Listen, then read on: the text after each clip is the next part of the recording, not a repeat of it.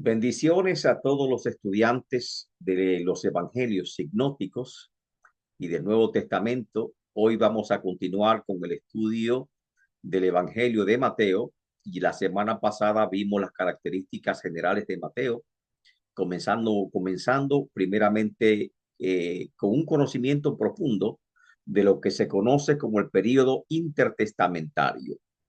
Ahora seguimos con estas características generales y estamos haciendo una forma de vista general o una forma, diríamos, de conocimiento general acerca del Evangelio de Mateo, una vista panorámica de Mateo. Vimos que si tuviéramos que apuntar a modo de síntesis cuáles son las características más importantes de este Evangelio, podemos citar primero que se trata de un evangelio didáctico, es decir, para enseñanza, y como su nombre lo dice, es un evangelio y está hecho para discipular. Segundo, es un evangelio de cumplimiento porque es el evangelio que más cita tienes del Antiguo Testamento. En más de 60 cita el Antiguo Testamento directamente. Y tercero, este es el evangelio de los discursos de Jesús. Significa que la narración de este evangelio está intercalada con los principales discursos del Señor Jesucristo. De tal manera que podemos ver en este gráfico que vimos también la semana pasada cómo se estructura de forma magistral el Evangelio de Mateo. La primera narración, que son los primeros 4 capítulos, que habla de la preparación del Salvador. Luego está el primer discurso, que es el Sermón de la Montaña. El segundo discurso, que es el sermón, que es el discurso misionero o apostólico, donde el Señor manda a sus apóstoles a predicar por cada aldea de Nazaret. El cuarto discurso es el discurso parabólico acerca del reino de Dios, que es Mateo capítulo 13. Luego tenemos el discurso eclesial, que es el número 4, y finalmente el discurso, diríamos, escatológico de Mateo 24 y 25. De hecho, hay 5 grandes discursos entrelazados en 6 secciones narrativas en este evangelio. Las secciones narrativas, vamos a ver detalladamente, simplemente le estamos suministrando la gráfica de cómo se intercala las secciones narrativas con los grandes discursos del Señor. Estos grandes discursos son los siguientes, ya lo vimos. El primer gran discurso, Sermón del Monte, o el Sermón de la Montaña, Mateo capítulo 5 y 7. Segundo gran discurso, el apostólico capítulo 10. Tercer gran discurso, el parabólico o las parábolas del reino, Mateo capítulo 13. El cuarto discurso, el capítulo 18, el discurso eclesiástico acerca de lo que se requiere para el reino de Dios. Y el quinto discurso, el escatológico. Ahora, tenemos que ver, después que conocemos cómo se organiza el material de este evangelio de una manera extraordinaria, tenemos que ver algunas peculiaridades que tiene Mateo, que no tienen los demás evangelios. Primero, el concepto reino de Dios en Mateo es algo peculiar que tenemos que recordar. Mateo hace mucho énfasis en el reino de Dios y presenta a Jesucristo como el Salvador, presenta a Jesucristo como aquel que viene a establecer el reino. Y de hecho, Jesucristo cuando habla de la iglesia, lo habla en esfera del reino de Dios, que él viene a establecer la iglesia y le habla a Pedro que bajo ese fundamento, bajo esa roca, establecería su iglesia y que las puertas del infierno no iban a prevalecer en contra de ella. Pero cuando comienza a hablar del reino, primero el primer discurso de Mateo 5, 6, 7, nos habla de las leyes del reino. Mateo capítulo 13 nos habla de la naturaleza del reino. Y por lo tanto, el reino de Dios es un tema central en este evangelio. Lamentablemente, nosotros como iglesia conocemos poco este concepto de reino de Dios. Este concepto de reino de Dios o reino de los cielos aparece 32 veces en la palabra en el Evangelio de Mateo, y 55 veces se repite el término reino. una comprensión adecuada de la frase reino de Dios o reino de los cielos, que es similar, resulta esencial para cualquier interpretación de este evangelio de Mateo, como también de los demás evangelios.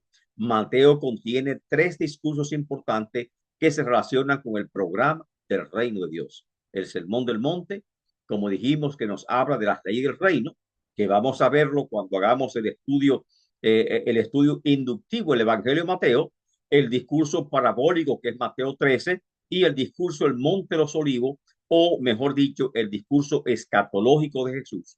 Estos tres grandes discursos están completamente relacionados de una manera que no se puede separar con el concepto y con el programa del reino de Dios aquí presente y el reino de Dios futuro, como tiene dos aspectos importantes. El reino de Dios presente es el que vivimos en la esfera de la iglesia, el cual debemos conocer y tenemos que saber que vivimos en ese reino de Dios. Y el reino de Dios futuro es el reino escatológico que Cristo viene a establecer cuando venga por segunda vez, y está muy relacionado con el concepto del milenio, que lo vemos en el libro Apocalipsis capítulo 20, y que Isaías habla bastante sobre los conceptos de ese reino universal de Dios que será establecido sobre la tierra. Así que una característica importante de Mateo, la principal, es su concepto de reino de Dios. Otra característica de Mateo es su concepto de iglesia.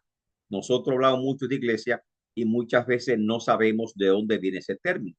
Ningún otro evangelio menciona específicamente a la iglesia, excepto Mateo. Es el único que registra la palabra dicha por el Señor. En Mateo 16:18, él declaró, he venido a edificar mi iglesia. Y el término iglesia viene del griego eclesia o eclesía, que en la antigüedad, en la antigua Grecia, ese término se utilizaba para designar una asamblea de las asambleas que usaba en Grecia originalmente, y que Roma también acostumbró a hacer esa asamblea de los ciudadanos, esa asamblea de las personas que tenían derecho a voto para discutir cosas importantes.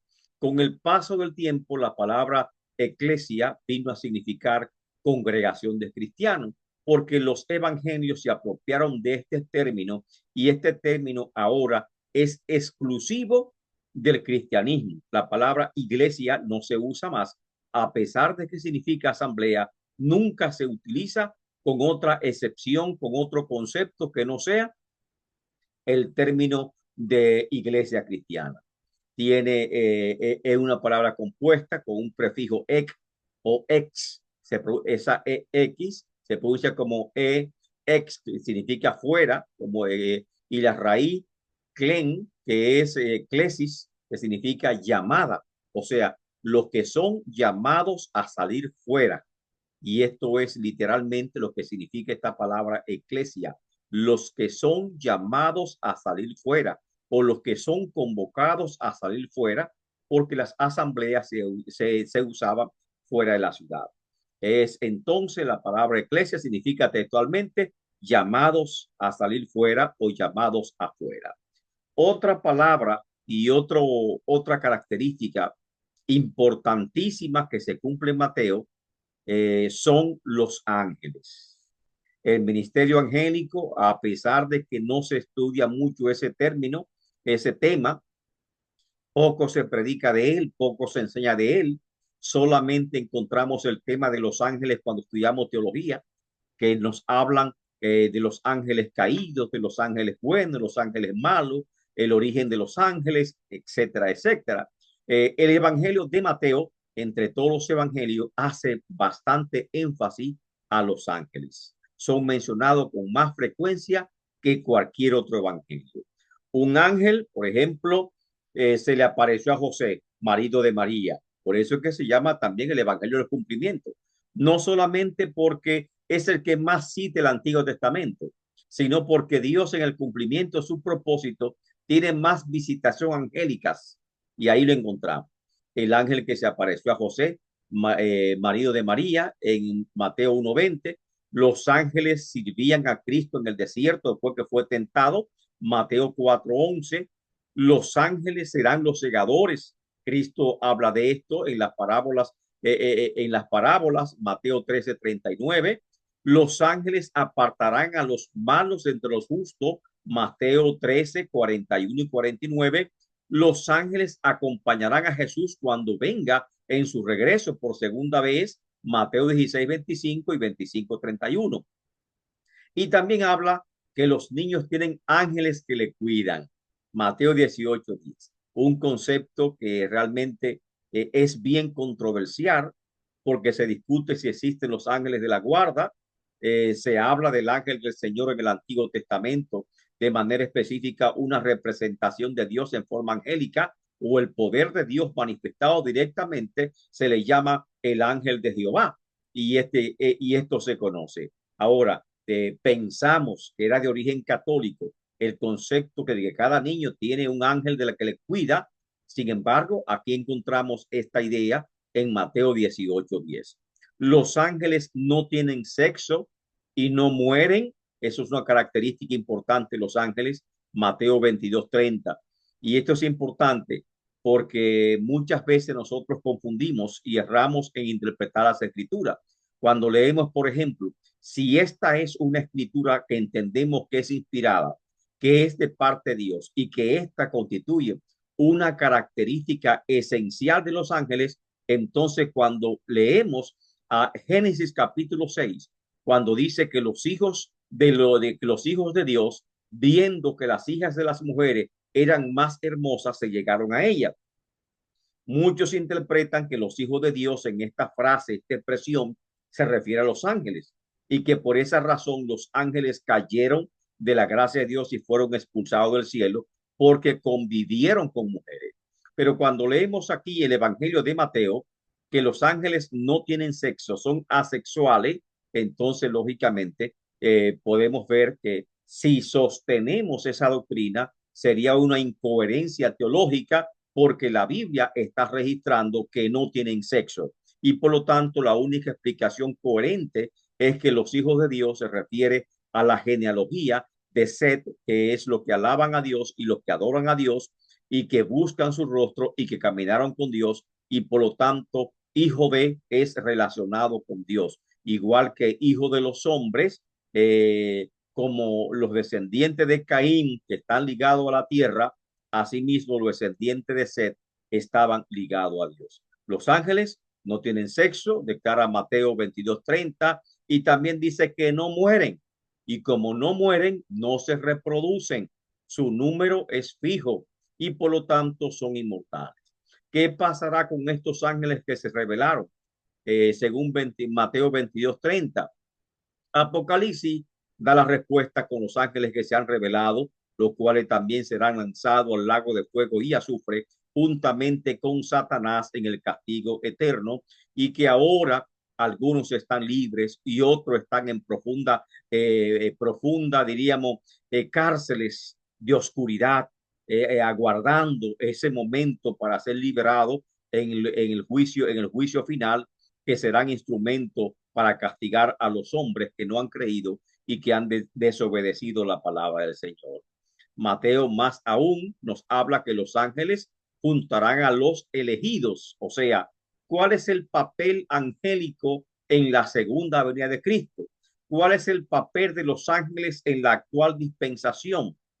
¿Cómo son los ángeles? Y creo que Mateo nos ofrece una clara visión del ministerio de los ángeles y podemos sacar conclusiones teológicas bastante acertadas con las menciones que encontramos en Mateo. Lógicamente, tenemos que sacar un balance con otros estudios. Por ejemplo, Hebreo capítulo 1 nos habla que los ángeles son de menor rango y menor autoridad que el Hijo.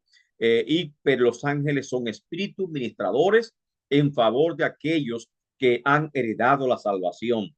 Y Apocalipsis también nos da una visión importante de los ángeles cuando dice que son consiervos de nosotros y que no reciben, diríamos, alabanza ni deben ser adorados bajo ningún concepto.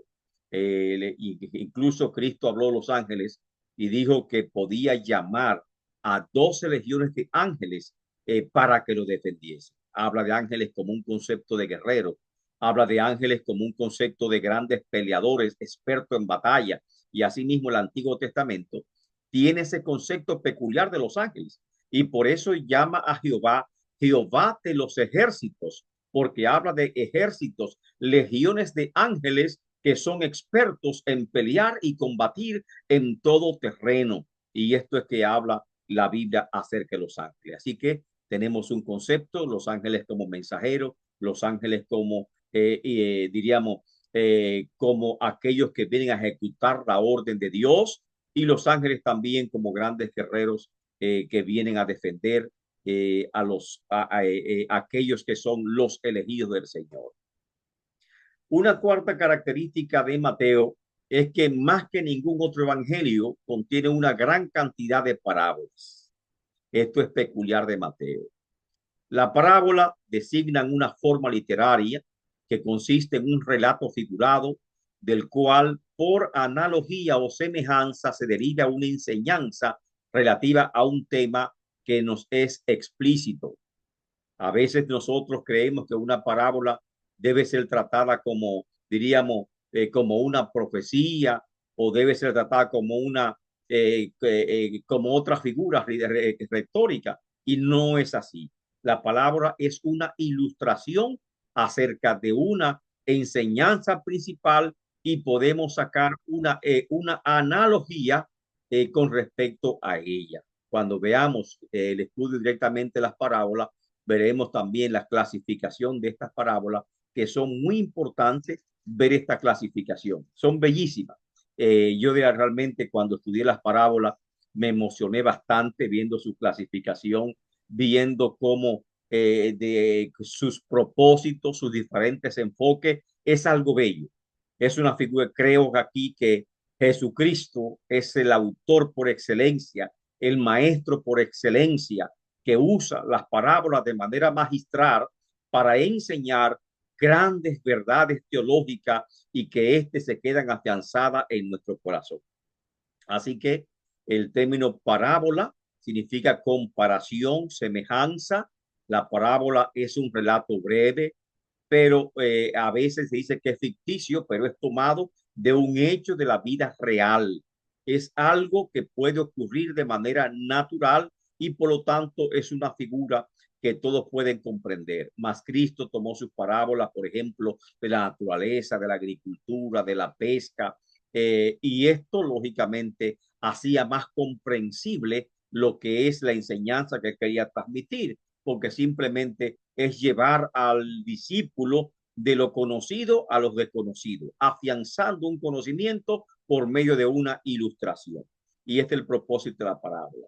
Tiene un propósito eminentemente didáctico, y podemos encontrar ejemplos de ellas también en los evangelios sinópticos, porque también, por ejemplo, Mateo tiene 17 parábolas, Marcos registra 15 parábolas, y el que menos parábolas registra es Lucas con 6 parábolas.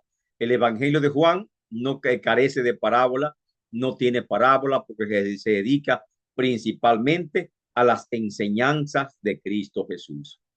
Aquí, por ejemplo, le he suministrado lo que es una lista de las principales parábolas, las parábolas de los dos cimientos, que lo usa Jesús como una forma para concluir el mensaje del sermón. El mensaje de la bienaventuranza termina con esta parábola de los dos cimientos, o de los dos fundamentos. La parábola del sembrador, el trigo y la cizaña, la semilla de mostaza, la levadura, tesoro escondido, la perla de gran precio, la red, tesoros nuevos y tesoros viejos, etcétera. Estas parábolas las encontramos en el discurso de Mateo capítulo 13, y realmente tienen un significado, porque nos explican cuál es la naturaleza del reino de Dios aquí en la tierra. Otras parábolas que están en Mateo es la oveja perdida, que es muy significativa. Nos habla del amor de Dios para redimir, para buscar, en busca de los que se han perdido, de los que se han extraviado. Los dos deudores también habla de redención, del amor de Dios. Los obreros de la viña, que es un llamado de Dios. Los dos hijos, que cuál de los dos es el obediente, muy linda parábola. La parábola de los obradores malvados, que es una tipificación de Israel, que siempre lamentablemente persiguieron a los profetas y aún llegando el Mesías también lo rechaza. Las fiestas de la boda, las 10 vírgenes, que es una de las más famosas, y las parábolas de los talentos, que es la última parábola que Jesús nos enseña en este precioso evangelio. Ahora, los números en Mateo también son importantes. Mateo tiene una particularidad y tiene una ficción por los grupos de tres. Primero, cuando leímos a Mateo capítulo 1, la genealogía de Cristo, hizo tres grupos de genealogía. Y esos tres grupos, cada grupo estaban compuestos con 14 generaciones, pero hizo tres grupos de genealogía, porque el 3 es significativo en Mateo. Tal vez producto de su mentalidad metódica, porque Mateo era, ¿qué oficio tenía Mateo? Mateo era un cobrador de impuestos, era un hombre meticuloso, un hombre que se enfocaba en detalle, un hombre con alta capacidad literaria y lógicamente también tenía gran influencia en el judaísmo. Y en el judaísmo también los números son realmente importantes. Por ejemplo, hay grupos de 5. A estos grupos pertenecen los 5 puntos de la ley de Moisés, puestos a discusión en el Sermón del Monte. Ahí aparece el homicidio, adulterio, los juramentos, la venganza y el amor. Y también el número 5 es significativo en Mateo, igual que el número 7, igual que el número 3. Y estos números tal vez no son casualidad, sino que Mateo lo supo ordenar significativamente. Los 5 grandes discursos de Jesús, es importante, las 6 grandes secciones narrativas del Evangelio, es importante, y hay otros números que son importantes. El número 10 es importante. Las 10 vírgenes, igualmente en los talentos encontramos también igualmente los números. Por lo tanto, cuando nosotros indaguemos, tratemos de comprender un poquito a Mateo, recordemos siempre que Mateo tenía una mentalidad judía y como tal le daba importancia a los números, y estos números son más que simplemente una cantidad, sino que tienen un significado espiritual que sería importante que nosotros indaguemos en Mateo para comprenderlo bien. Señor, ¿cuántas veces perdoné a mi hermano que pecare contra mí? 7, el número 7. No solamente 7, sino hasta 70 veces 7. O sea que aparece el número de perfección, número de plenitud. Y eso lo encontramos una y otra vez en este evangelio. Y es importante. Ejemplo de grupos de 7. Los 7 ayes, pronunciado que sobre los maestros de la ley y los fariseos en Mateo 23. Las 7 parábolas del reino, que son 7 parábolas justamente de Mateo capítulo 13. Las 7 profecías que se van a cumplir, que está en la última, en la primera sección del Evangelio de Mateo, que se cumplieron. Eso es el cumplimiento.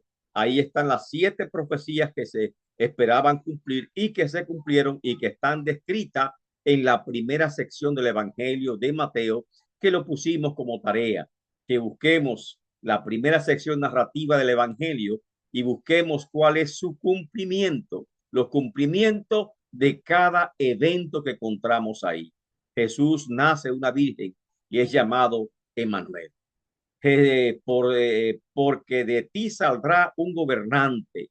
De Egipto llamé a mi hijo, llamamiento de Egipto. Raquel que llora por sus hijos. Jesús sería llamado Nazareno, voz que grita en el desierto, y el pueblo que andaba en oscuridad vio gran luz. Eso es cuando hablaba el ministerio de Cristo, que comenzó en la región de Galilea, Galilea de los gentiles.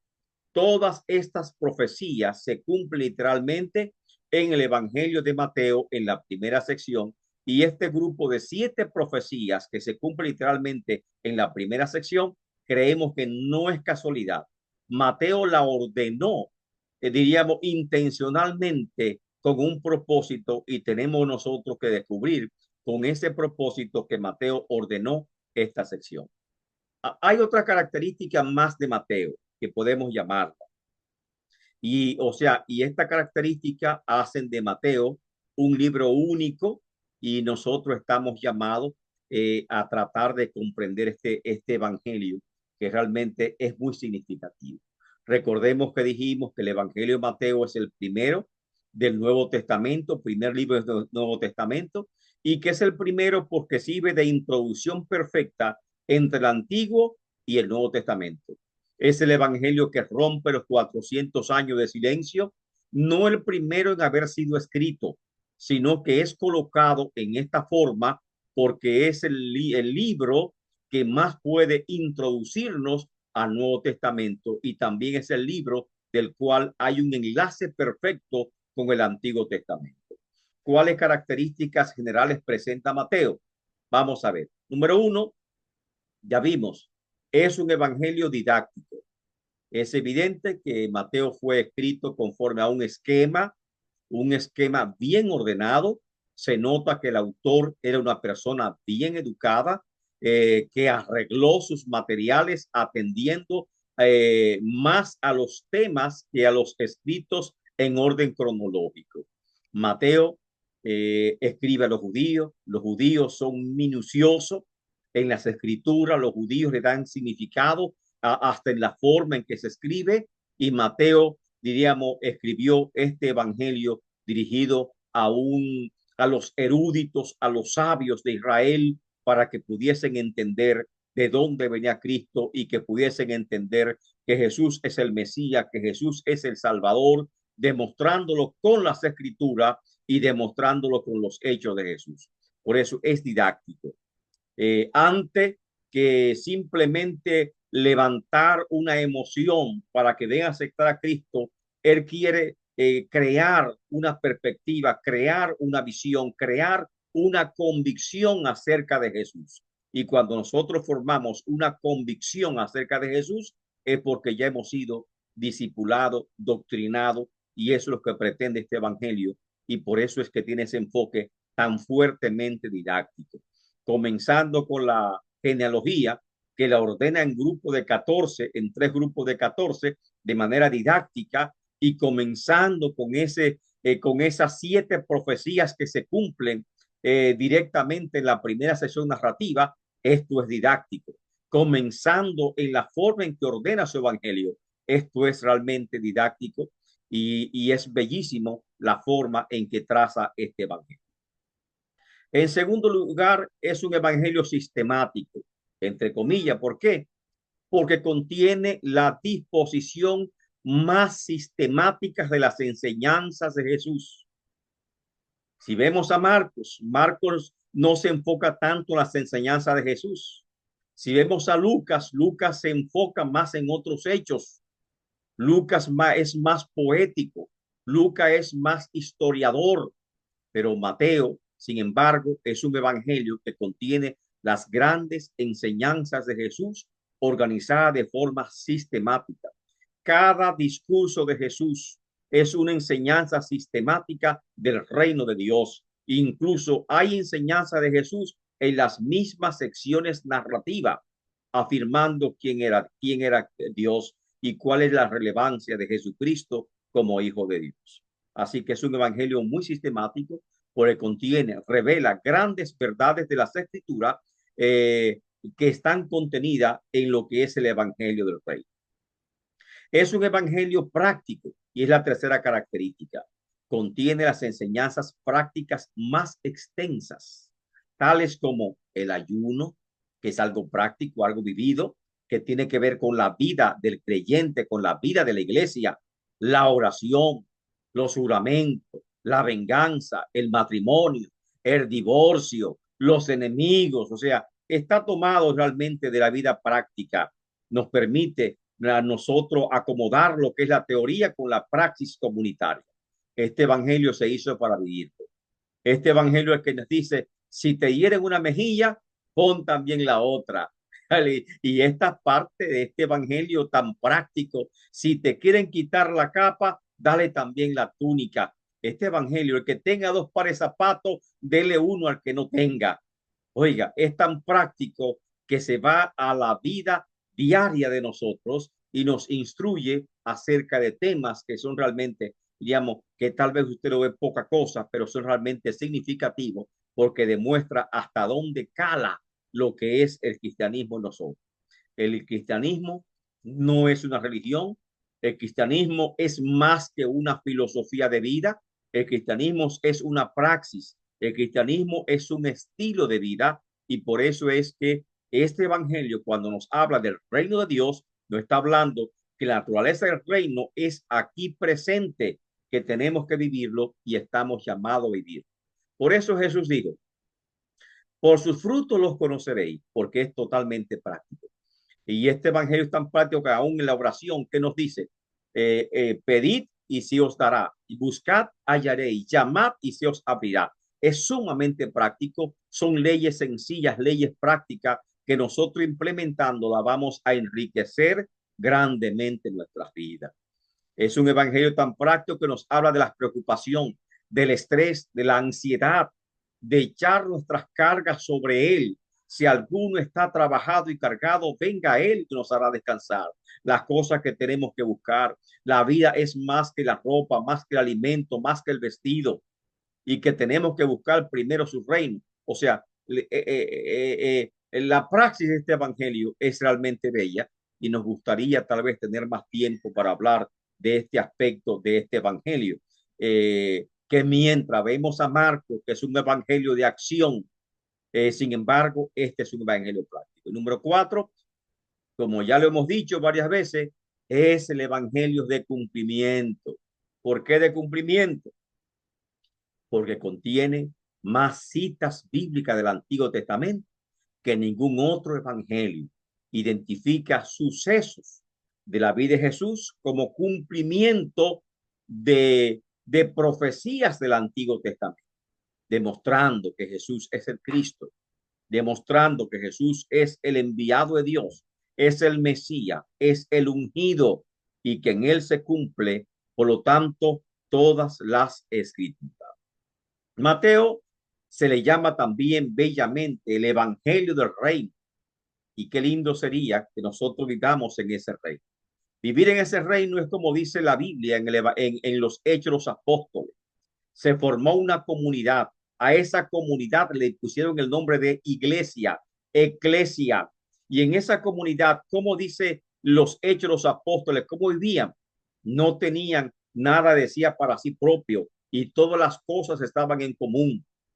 Compartían el pan, compartían las oraciones por la casa, por los hogares. Esa coinonía estaba en cada uno de ellos.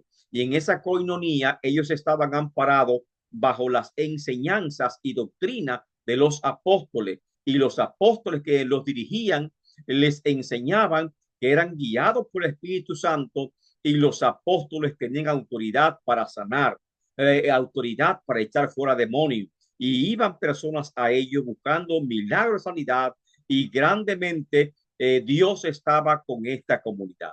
Y este es el reino de Dios. Es el reino de lo sobrenatural.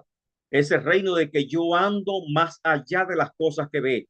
Como dijo el apóstol Pablo más adelante, que por fe andamos, no por vista. Y en este reino de Dios, en esta esfera, si comprendemos las leyes del reino de Dios que están explicadas en Mateo, creo que seríamos no solamente mejores creyentes, sino más felices. Al fin y al cabo, yo creo que eso es lo importante. Uno dice, creo en el Evangelio, creo en Cristo para ser salvo, pensando en el más allá. Tenemos que creer para ser felices ahora, para ser mejores personas, para vivir mejor y vivir más plenamente, porque Él declaró que ha venido para darnos vida y vida en abundancia, y esa es la vida en abundancia que Él viene a dar. Por eso, repito, número 5, es el Evangelio del reino de Dios. Número 6, Mateo es el Evangelio de la iglesia. Es el único evangelio que menciona a la iglesia como una entidad futura que le pertenece a Jesucristo, la cual él vino a edificar. Y lo cita en Mateo 16:18 y en Mateo 18:17. Y ahí me habla del poder que va a darle a la iglesia. Y habla la iglesia sobre esta roca, edificaré mi iglesia. Y también dice que lo que atáramos en la tierra será atado en el cielo y que lo desatemos en la tierra será desatado en el cielo. O sea, esa autoridad que le da la iglesia es algo realmente extraordinario, de juzgar, sobre los hermanos, de juzgar sobre las cosas espirituales. Es el evangelio del Mesías, sobre todo, número 7. Su propósito es probar a los judíos que Jesús es el Mesías. Por eso comienza su evangelio llamando a Jesús hijo de David, expresión que se repite constantemente en el evangelio.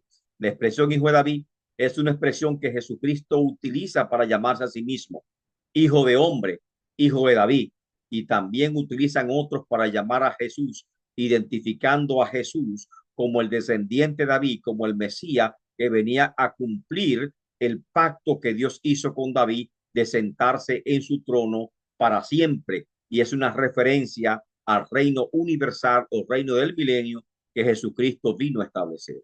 Y finalmente es el evangelio de los Reyes Magos.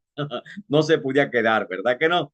El único evangelio que menciona a los Reyes magos, perdón, no malos, malos cuando no te dejan juguete, ¿verdad? No te dejan regalo. Pero estos reyes que fueron, y también hay grandes polémicas sobre estos reyes, que de dónde venían, que está claro, que eran, porque le llaman magos, y cuando la magia posiblemente es pecado, porque le llaman magos, que es un término que significa sabios, y estos son eruditos que vienen de otros países, de pueblos extranjeros, a visitar al Mesías, porque estos reyes habían investigado acerca de las profecías del Antiguo Testamento y por lo tanto estaban relacionados con la comunidad judía y entendían las profecías y indagando las profecías dieron esa señal en el cielo y por eso se dirigieron a honrar a ese rey que había nacido. Así que esta referencia de Mateo 2:2 hace una distinción y es el único evangelio que nos habla de estos reyes magos que la tradición diría ya ha puesto nombre y que son tan conocidos en toda América Latina. Ahora, Mateo también tiene grandes retos de interpretación. Retos son desafíos y esos desafíos tenemos que conocerlo. Y si no lo conocemos, muchas veces tropezamos con la interpretación de este evangelio. Primero, la cronología en Mateo representa un reto de interpretación hasta cierto punto. Mateo no hace un intento alguno por seguir una cronología estricta. O sea, no está diciendo después de esto lo otro. Lógicamente, esa cronología de Mateo se ajusta mucho con los demás evangelios, hoy se llama sinótico, pero su enfoque no es tanto la cronología, sino está ordenando su evangelio seis sucesos narrativos intercalados con 5 grandes discursos de Jesús. Agrupa su material en ese orden alrededor de estos 5 grandes discursos de Jesús y esa es su prioridad, enseñar, y utiliza tanto los hechos de Jesús, los milagros de Jesús, como ilustración, como confirmación de lo que está enseñando. Mateo coloca libremente cosas fuera de orden, porque lo importante para él no es el orden estricto, sino más bien la enseñanza que se va a transmitir, porque es un evangelio eminentemente didáctico. Los pasajes proféticos, o sea, escatológicos, representan también un gran reto de interpretación. Ahí está, por ejemplo, el primer gran reto de interpretación es conocer eh, primero el discurso del Sermón del Monte. Tiene complejidades porque tal vez el lenguaje ha cambiado y con ese lenguaje las traducciones no permanecen tan exactas y muchas veces no entendemos correctamente ni podemos traducir correctamente las bienaventuranzas, por decirlo así. Luego, el análisis del discurso del Sermón del Monte, que está contenido en 3 capítulos, tiene también, diríamos, sus retos de interpretación que vamos a verlos más adelante. Segundo, el segundo discurso de Cristo, Mateo capítulo 3, tercer discurso, Mateo capítulo 13, acerca de las parábolas, también tiene un gran reto de interpretación porque tenemos que conocer lo que es, diríamos, la poesía hebrea para entender las prosas, el lenguaje figurado, para poder interpretar correctamente qué son las parábolas. Y el último gran reto de interpretación es el último discurso de Mateo capítulo 24 y 25, llamado discurso escatológico de Jesús, que de por sí es un reto de interpretación bastante interesante. El discurso de Jesús en el Monte de los Olivos contiene algunos detalles que trae imágenes de la destrucción violenta de Jerusalén en el año 70 de la era cristiana. Y eso realmente podemos decir que es de esta forma. Y vamos a verlo, todas las profecías de Mateo capítulo 24 acerca del lugar santísimo, acerca de la gran persecución, acerca de la gran tribulación, acerca de las señales de este tiempo, acerca de las señales de los últimos tiempos. Eso es del orden escatológico, y muchas veces acerca de la ciega del fin del siglo, acerca del juicio de las naciones. Todos estos temas están contenidos en el último discurso de Cristo, y realmente es interesantísimo nosotros poder verlo, poder analizarlo, porque tienen aspectos bastante peculiares. Este simplemente es un esbozo de los contenidos generales del Mateo que estamos presentando en esta noche, una vista panorámica del contenido general de Mateo. Y cuando comencemos a ver el estudio inductivo de Mateo, capítulo por capítulo, discurso por discurso, vamos a ver en detalle estos contenidos tan preciosos que tiene el Evangelio de Mateo. Finalizando esta unidad, hay algunas preguntas que aparecen al final de esta unidad, y esas preguntas lógicamente son 10 preguntitas de repaso y evaluación que el alumno debería llenar, completar y enviar. Gracias, Freddy, porque recibimos la tarea que nos envió. Amén. Muy a tiempo. Amén. Y también esperamos que todos los demás estudiantes se animen y nos envíen la tarea sobre las diferentes profecías que se cumplieron en los eventos de los capítulos 1 al 4 del Evangelio de Mateo. Dijimos que es el Evangelio de más cumplimiento y que cita el Antiguo Testamento más que ningún otro. Y por lo tanto, cada evento de esa narración está apoyado bajo un cumplimiento profético. ¿Cuál es el cumplimiento profético de estos eventos? Como señala el Evangelio de Mateo. Gloria al nombre del Señor. Y de esa forma nosotros vamos a seguir ya la próxima semana con el estudio inductivo de este Evangelio. Y ahora haremos, por supuesto, una pausa esperando que todos estemos conectados en la próxima semana para continuar con estos estudios de este Evangelio de Mateo.